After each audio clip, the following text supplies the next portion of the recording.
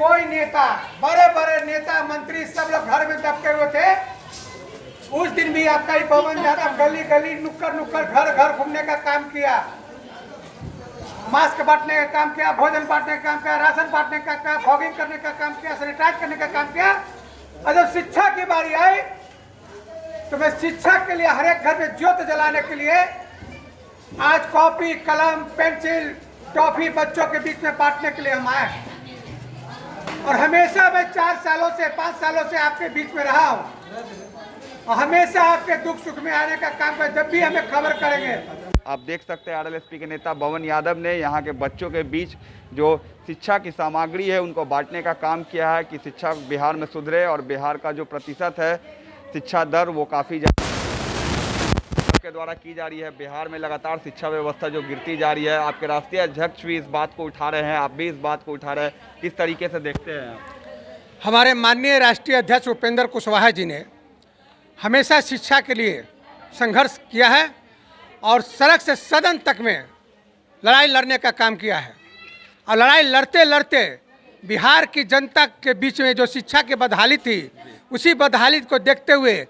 केंद्र में मंत्री रहते उन्होंने इस्तीफा देकर के त्याग देने का काम किया। जो आज तक किसी मंत्री को मंत्री पद पर रहते हुए त्याग देने का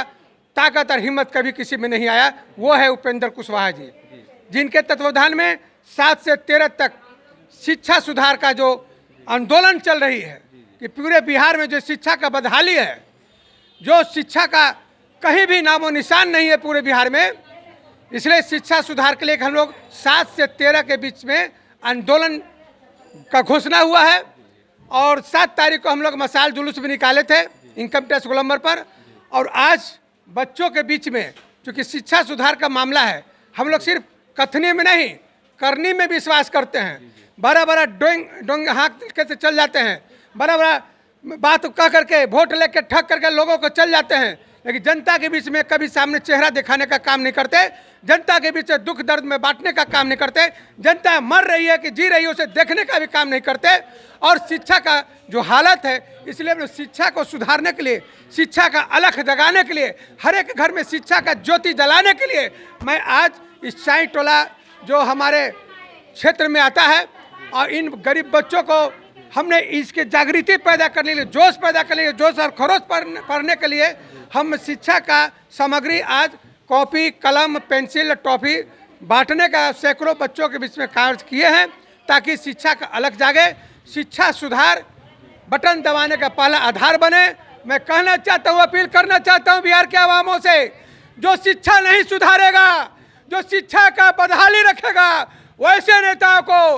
वोट देने से पहले, बटन दबाने से पहले उसको दिमाग में सोचना होगा कि हमारे बच्चों को शिक्षा का सुधार करने वाले ये नेता है या नहीं है, कि घर में दबकने वाला ये नेता है। शिक्षा का वोट देकर नहीं हो क्या शिक्षा का जो मुद्दा है काम करेगा बिहार विधानसभा चुनाव में? ये शिक्षा का आंदोलन हम तब तक करते रहेंगे जब तक कि बिहार में शिक्षा सुधार नहीं हो जाती है। और शिक्षा सबसे बड़ा हमारा मुद्दा रहेगी और इसी मुद्दा के तहत विधानसभा चुनाव में हम लोग जाएंगे, एनडीए का सफाया करेंगे और फिर बिहार में महागठबंधन की सरकार बनेगी। और महागठबंधन के अंदर हम लोग शिक्षा का सुधार करके स्कूल और कॉलेज हर एक क्षेत्र में खुलवाने का काम करेंगे ताकि लोगों को, गरीब के बच्चों को भी पढ़ाई अच्छे उच्च स्तर पर हो सके।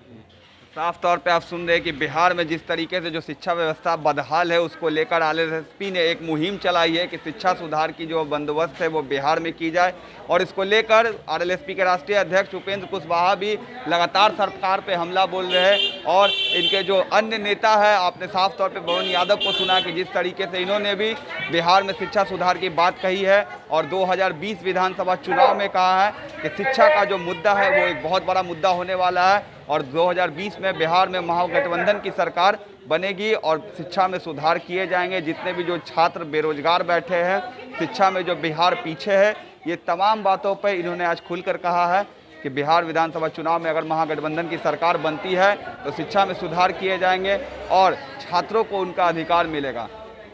बाकी के तमाम खबरों के लिए देखते रहे न्यूज़ भारतवर्ष।